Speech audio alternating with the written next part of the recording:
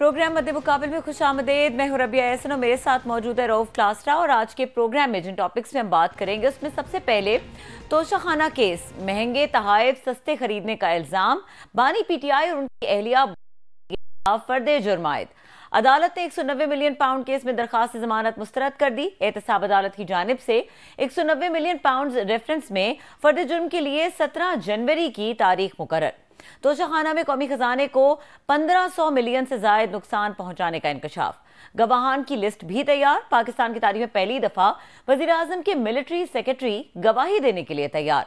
जबकि अदालत ने 190 मिलियन पाउंड केस में शहजाद अकबर, फराह गोगी और जुल्फी बुखारी के असास से मुंजमद करने का हुक्म दे दिया। दूसरी तरफ बल्ले का निशान वापस लेने के लिए पेशावर हाईकोर्ट में वकला के दलाइल खत्म। कल सुप्रीम कोर्ट में भी अहम समाअत होगी। इसके अलावा बात करेंगे आम इंतखाबात इलेक्शन लड़ने वाली खवातीन में से नून लीग की सीनियर रहनुमा मरियम नवाज 1 अरब से जायद असासों की मालिक निकली। दौलतमंदी की लिस्ट में सबको पीछे धकेल दिया। मुख्तलिफ पार्टीज ने अमीर तरीन खवातीन को पार्लियामेंट की दौड़ में उतार दिया। 220 से जायद खवातीन उम्मीदवार 20 अरब से जायद असासों की मालिक निकली। 1315 खातून उम्मीदवारों में से कौन कितने असासों की मालिक है, इस हवाले से आपके साथ बड़े बड़े इंकशाफात आज के प्रोग्राम में शेयर करेंगे। और वेलकम करेंगे, हमारे साथ गेस्ट मौजूद हैं। शाखावर साहब साबिक जज और सीनियर कानूनदान हैं, उनको खुशामदीद कहेंगे। अस्सलाम वालेकुम शाखावर साहब। वालेकुम अस्सलाम। अच्छा शाखावर साहब, स्टार्टिंग फ्रॉम दिस नोट कि आपके बानी पीटीआई के साथ बड़े अच्छे ताल्लुकात हुआ करते थे, बड़े आपको लीगल असिस्टेंस भी देते रहे। जब से आप प्रोसिक्यूटर बने हैं साइफर केस में, उसके बाद से उनके लिए मामलात पेचीदा से पेचीदा होते जा रहे हैं, एक के बाद एक केस। और फर्दे जुर्म है, किसी में गिरफ्तारी है, किसी में ऑलरेडी मौजूद हैं अंदर। ये बताइए कि ये जो 9 मई के हवाले से हुआ है, उनकी गिरफ्तारी डाल दी गई है, इस पर क्या कहेंगे? देखिए, एक तो आपने जो बात की कि मेरे उनके साथ अच्छे ताल्लुकात थे और फिर मैं उनके खिलाफ प्रोसिक्यूटर भी हूँ, इस पे खैर एक बड़ी लंबी बात हो सकती है, ये किसी वक्त फिर करेंगे। ये प्रोफेशनल ड्यूटीज होती है, रिस्पॉन्सिबिलिटीज होती है। इसका ना ये मतलब नहीं होता कि इंसान किसी का जाती मुखालिफ होता है, वो एक आईन और कानून की और शर्तों की बात होती है। लेकिन मैं हमेशा फेयर ट्रायल के ऊपर यकीन रखता हूँ। जहां तक बानी चेयरमैन जो है पीटीआई, उन पे 9 मई के वाकयात का ताल्लुक है, तो उसमें मैंने एक इंटरव्यू देखा था 1-2 दिन पहले। हमारे जो निगरान वजीर आजम है, उनसे इंटरव्यू में उनसे पूछा गया कि क्या उनकी कोई इन्वॉल्वमेंट उस साजिश में या उस पूरे सिनेरियो में आपको कहीं नजर आई। तो उन्होंने कहा कि मुझे नजर नहीं आ रही है, सच में यकीन से नहीं कह सकता। तो बात यह है कि ये जो 9 मई का वाकया, मैं समझता हूँ कि ये पाकिस्तान की जो हिस्ट्री है उसमें एक सानेहा था बहुत बड़ा। बड़े बड़े जितने सानेहात पाकिस्तान के साथ हुए, उस दिन वो 9 मई भी था। उस दिन हमने देखा कि जिस तरीके से जो हमारी फौजी तनसीबात हैं, जिनको हम काफी जो है वो कदर की निगाह से देखते हैं और सेंटिटी अटैच्ड है उनके साथ, उधर जो है वो एक पूरे पाकिस्तान में वो उधर जाके मुजाहरे हुए। न सिर्फ मुजाहरे हुए, वहां पे तोड़ फोड़ हुई, वहां पे तस्हीक की गई, उनको जो है वो अंडरमाइन किया गया चीजों को। और मैं समझता हूँ कि ये उस दिन हमारे जितने दुश्मन ममालिक हैं वो बड़े खुश होंगे कि ये काम जो हम खुद नहीं कर सके तो वो पाकिस्तानी शहरी ये काम कर रहे हैं। तो उस पे तो मैं नहीं समझता कि हम कोई जस्टिफिकेशन दे सकते हैं। लेकिन एक बात जरूर है कि जब हम ड्यू प्रोसेस की बात करते हैं, मैं हमेशा ड्यू प्रोसेस की बात करता हूँ, अगर तो उनमें जो लोग मुलविस हैं, जिनके खिलाफ मजबूत शहादतें मौजूद हैं, उनको आप बिल्कुल ट्रायल करें। और मैं समझता हूँ कि 6 महीने नहीं होने चाहिए थे, उनको 1 महीने के अंदर अंदर करार वाकई सजा देनी चाहिए। लेकिन जो लोग उसमें मुलविस नहीं है, जिनका रोल नहीं पाया गया, वो ये डिजर्व करते हैं कि उनको जो है उनको छोड़ भी दिया जाए या बरी कर दिया जाए या डिस्चार्ज कर दिया जाए। तो मैं ये समझता हूँ कि अगर तो उनके खिलाफ ऐसी शहादत मौजूद है कि वो उस साजिश में बराह रास्त मुलविस थे, तो फिर कानून का रास्ता तो है, वो तो सबके लिए है। वो मेरे लिए है, आपके लिए भी है, वो बानी पीटीआई के लिए भी है या किसी और के लिए भी। अच्छा, ये भी बताइएगा शाखावर साहब कि ये जो ट्रायल है ये कहाँ पे चलेगा? ये सिविल कोर्ट्स में चलेगा या मिलिट्री कोर्ट्स में चलेगा? इसको लेके भी एक कंफ्यूजन है जो सामने आ रही है। ये इमरान खान साहब का पूछ रहे हैं, जिसमें गिरफ्तारी आज 12 केसेस में डाली गई, कि खान साहब का ट्रायल मिलिट्री कोर्ट्स में होगा या एंटी टेररिज्म कोर्ट में होगा। सर ये प्लीज जरा थोड़ी सी इसको कंफ्यूजन मेरा वैसे जाती ख्याल ये है कि उनका जो इनमें गिरफ्तारी डाली गई है, तो उसका ट्रायल मेरा ख्याल है कि मिलिट्री कोर्ट में नहीं होगा। उसकी वजह ये है कि उसके लिए उन्होंने कोई 102 या 3 लोगों को जो है वो शॉर्ट लिस्ट करके, जिनको उन्होंने बड़ी स्क्रूटनी के बाद उनका मिलिट्री ट्रायल किया under the Pakistan army act. लेकिन मैं ये समझता हूँ कि खान साहब के अगेंस्ट जो है ये ट्रायल मिलिट्री कोर्ट में नहीं होगा, ये एंटी टेररिज्म कोर्ट में होगा, जो कि एक सिविलियन हायरार्की है। तो मुझे कोई ऐसी वजह नजर नहीं आ रही या कोई ऐसा। अच्छा सर, इन दो में क्या आपको फर्क नजर आता है? Because you are a top law man, आपसे तो लॉ को बेहतर नहीं जानता होगा। 102 जो है उनका तो मिलिट्री ट्रायल आप कह रहे हैं कि हो रहा है या हो गया है या होना है। खान साहब जिन पे 12 इल्जामात लगाए गए इसी 9 मई में, उनका आप कह रहे हैं एंटी टेररिज्म में होगा, तो उनका एंटी टेररिज्म में नहीं हुआ और इन खान साहब का हो रहा है, इसमें क्या डिफरेंस है? कोई थोड़ा समझाएंगे सर? के देखिए, मैं समझता हूं कि इसमें क्लासिफिकेशन हो सकती है। आपको याद होगा कि जब 9 मई का वाकया हुआ तो उसमें 2-3 बड़ी इंपॉर्टेंट मीटिंग्स हुई थी जी। एक कोर कमांडर्स कॉन्फ्रेंस हुई थी, उसमें इसके ऊपर बहुत ज्यादा एक्सेप्शन लिया गया था और उसमें फैसला हुआ था कि जो लोग इसमें मुलविस हैं उन्हें आनी हाथों के साथ निपटा जाएगा और उनको कानून के कटहरे में लाया जाएगा। फिर एक इससे भी बड़ा एक जो है वो जिसमें फॉर्मेशन कमांडर्स मीटिंग हुई, उसमें भी ये तय हुआ। फिर उसको जो मजीद जो है उस पे जो है उसको असेंट किया आपकी कैबिनेट ने डिसीजन किया और उसके बाद ये फिर उन्होंने क्लासिफिकेशन की कि जो लोग जिनके खिलाफ बिला तरदीद शवाहिद मौजूद हैं कि जिन्होंने उन इंस्टॉलेशन, उन इमारात या उन सेंसिटिव जगहों में प्रैक्टिकली वो नजर आए हैं, जिनके खिलाफ शहादतें हैं, उनको जो है वो ट्रायल किया जाएगा under the Pakistan army act. और दूसरे जो हैं जिनका इतना ज्यादा विजिबल रोल नहीं है लेकिन उनके खिलाफ भी शहादतें मौजूद हैं, तो उनका सिविलियन ट्रायल किया जाएगा। तो इसलिए मैं समझता हूं कि वो जो 102 या 3 लोगों को शॉर्ट लिस्ट किया गया, वो बड़ी जो है उसको केयर के साथ और बड़ी चीजों को देखने के बाद उनकी वो लिस्ट बनाई गई, जिसको सुप्रीम कोर्ट के अंदर भी जो है अटॉर्नी जनरल ने। अच्छा सर, आपको याद होगा सर, आपने भी अभी कोर्ट किया है निगरान वजीर आजम साहब को, अनवारुल्लाह काकड़ साहब को, he was uncertain about the role of ये former prime minister Imran Khan साहब। अच्छा, माजी में भी हमने देखा 9 मई को हुए, कितने अरसे हो गए सर? मेरे 7-8 महीने तो हो गए तकरीबन। तो भी कभी उनका मतलब पहले हुई थी कि शायद वाली बात है, फिर कहा कि नहीं जी खान साहब जो है उनका मिलिट्री ट्रायल नहीं होगा, उनका 9 मई से कोई ऐसा केस नहीं बनाया जाएगा। 9 ऑल ऑफ सडन 12 केसेस बना दिए गए। तो आफ्टर थॉट है कि समझा गया है, वो पीटीए वाले कहते हैं क्योंकि खान साहब जो हैं वो इनकी बात मानने को तैयार नहीं है, झुकने को तैयार नहीं है, बिकने को तैयार नहीं है, डील करने को तैयार नहीं है, लिहाजा उनको झुकाने के लिए, डराने के लिए जो उन्होंने उनको 9 मई में भी डाल दिया है।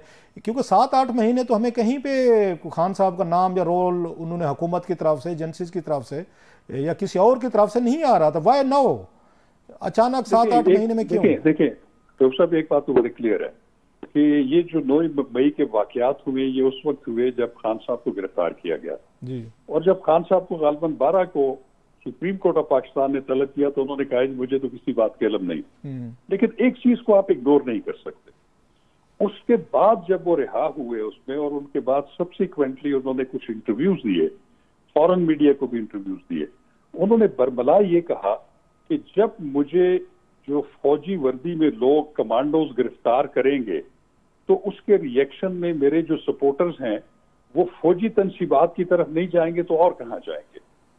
ये मैं समझता हूं कि ये एक बड़ा इररिस्पॉन्सिबल स्टेटमेंट था उनका। अच्छा, वो उस चीज की गमाजी करता है कि वो उन्होंने उस वाकये को उस तरीके से जो है कंडेम नहीं किया जिस तरह करना चाहिए था, या उसको अभी भी उनका जो अभी आपने देखा है कि इकोनॉमिस्ट में जो उनका जो एक मुबैना लेटर छपा है उसमें भी वो इस चीज को वो कर रहे हैं, बल्कि वो तो ये कह रहे हैं कि मेरे खिलाफ जो है वो साजिश हुई है कि मुझे इस वाकये में मुलविस किया गया, हमारे लोगों को मुलविस किया गया और उसकी आड़ में जो है हमारे साथ जो ये सारा सलूक हो रहा है। मैं ये समझता हूं कि उनकी वो जो स्टेटमेंट थी वो जो है वो काफी जो है वो रेजिंग ऑफ आईब्रो जो है उसका। नहीं, आप ये कह रहे हैं कि जो स्टेटमेंट खान साहब की जिसको आप कोट कर रहे हैं वही उनके खिलाफ एविडेंस के तौर पर यूज होगी, कोई इंस्टिगेट कर रहे हैं या एंडोर्स कर रहे हैं कि हाँ जो कुछ हुआ, मिलिट्री इंस्टॉलेशन पे हमले हुए, अटैक्स हुए, अवाम बहरे, जलाया गिराया जो किया, तो खान साहब ने उस तमाम प्रोसेस को एंडोर्स किया है, स्टैंप लगाई है और अपनी हामी भरी है कि हाँ इन्होंने ठीक किया मेरे हमले। आप उसको बुनियाद बना के केसेस हुए हैं? मेरा ख्याल है कि उसको बुनियाद बनाकर आप किसी के खिलाफ क्रिमिनल इन्वेस्टिगेशन, जो क्रिमिनल जस्टिस सिस्टम है, उस पर तो नहीं कर सकते मफरूजों की बुनियाद पर, जब तक आपके पास ठोस शहादतें ना हो। लेकिन एक चीज इसमें और भी गौर तलब है, वो ये है कि आपने देखा होगा कि पिछले दिनों एक वजारती कमीशन जो है वो तश्कील दिया गया है, जो निगरान हुकूमत ने दिया है। उसमें भी 9 मई के वाकयात के हवाले से उसकी जांच पड़ताल और उसमें जो है हकायक को सामने लाने के लिए जो है वो भी एक नोटिफिकेशन जारी हुआ है। तो बहरहाल जो भी है जो है वो आपको तो पूरा उसका। अच्छा सर, अभी आपने इंटर मिनिस्ट्रियल कमेटी की बात की, जो 3-4 वजीर शामिल हैं, इंटीरियर के हैं, मेरा ख्याल इंफॉर्मेशन के हैं, लॉ के हैं। मेरी कुछ लोगों से बात हो रही थी जो इन मामलात को समझते हैं, वो कहते हैं चलें बाकी तो आपने TORs ठीक बना लिए, फेयर इनफ, लेकिन जहां पे लॉ इन्फोर्समेंट एजेंसी से खुद लैप्सेस हुए हैं, पुलिस से हुए हैं, इंटेलिजेंस एजेंसी से हुए हैं और दीगर इदारों से हुए हैं, प्रिएम्प्ट नहीं करे उन्होंने किया, इंटेलिजेंस फेलियर हुई है, माप को रोकने में नाकाम रहे, रास्ते दिए गए, उनको आइडेंटिफाई करने के लिए तो कुछ नहीं किया गया कि स्टेट की तरफ से कि हमारे इदारे क्या कर रहे थे, उन्होंने क्यों नहीं, उनके पास इंफॉर्मेशन क्यों नहीं थी, प्लानिंग हो रही थी, हमें बताया जाता है साजिश हो रही थी, बिल्कुल हो रही होगी, फेयर इनफ, तो उनको पता क्यों नहीं चला कि जनाब के 15-20 दिनों से खान साहब के हम या उनकी पार्टी के लोग ये साजिश कर रहे हैं। इंटेलिजेंस फेलियर भी हुआ है, चले हो गया, इंटेलिजेंस फेलियर हो जाते हैं पाकिस्तान में तो वैसे रोजाना हो रहे होते हैं। साथ में उन्होंने कहा जनाब कि जब वो आ रहे थे जल से जुलूस लेके, ना पुलिस थी ना लॉ इन्फोर्समेंट एजेंसीज थी, फ्री फॉर ऑल था, तो उनकी तो किसी ने नहली के लिए TORs नहीं बनाई, उनको किसी ने नहीं पूछा, बाकी को कहेंगे चेक करो कि कैसे हुआ सर। ये तो उनको क्लीन चिट दे दी गई लॉ इन्फोर्समेंट एजेंसीज को, भाई साहब दोबारा भी फिर ये होगा तो आपने ये कुछ करना है। देखिए अरब साहब, मैं आपको बताऊं कि ये जो मिनिस्ट्रियल कमेटी बनी है उसके TOR जो भी है, मैं समझता हूं कि जब एक आपने उसके फौजदारी मुकदमात कायम कर दिए हैं, उनके चालान जो है वो अदालतों में जमा हो चुके हैं और उसमें शहादतें भी हो रही हैं, तो ऐसे मौके पे उसकी मुझे कोई सच कोई लॉजिक समझ नहीं आती कि वो मिनिस्ट्रियल कमेटी और उसके TORs क्यों बनाए गए हैं। क्योंकि अगर उसमें से अगर कुछ लोगों को सजाएं हो जाएं और बरी भी हो जाएं, तो फिर उनकी वो जो कमेटी है उनकी फाइंडिंग्स है उसका क्या उस पर नेगेटिव या पॉजिटिव असर होगा।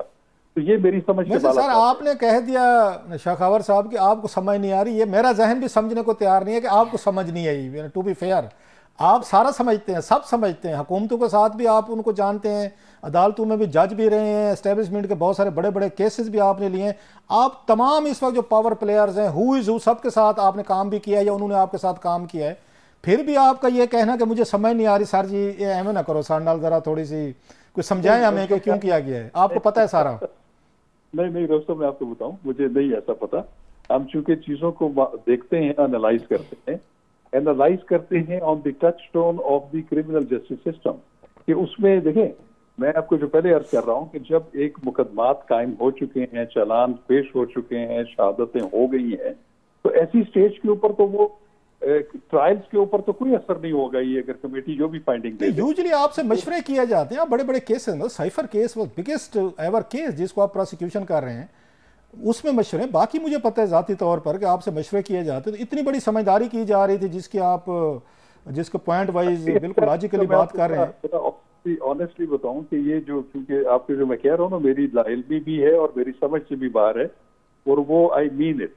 अच्छा, मुझे इल्म में नहीं है कि इसके पीछे क्या विस्टम है। अच्छा, थोड़ा सा आगे चलते हैं सर। अभी आपने इकोनॉमिस्ट की बात की कि इकोनॉमिस्ट में खान साहब ने दोबारा कहा जी हाँ जी मेरा ही काम है, मैंने सारा ये मेरे ऊपर साजिशें की, मेरे खिलाफ सारी चीज़ें हुई, वो सारा पढ़ चुके, पूरे 8 के करीब उन्होंने मेन पॉइंट उसमें आर्टिकल में दिए थे।